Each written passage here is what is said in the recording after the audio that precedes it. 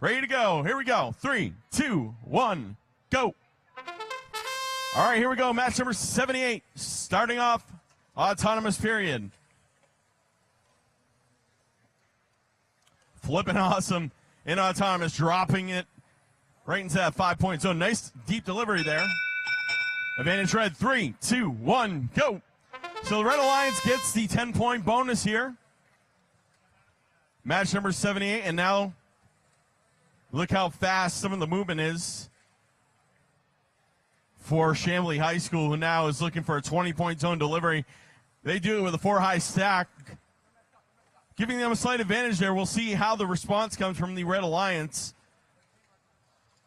Remember, the highest stack in each zone will get you bonus points.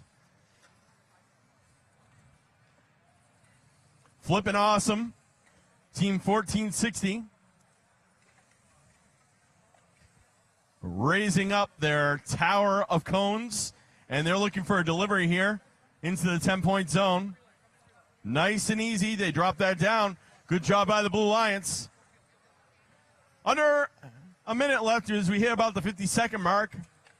1275, Chamblee High School at the loader, as well as 1961, the Eaglebots. Nice delivery of a 1-point cone.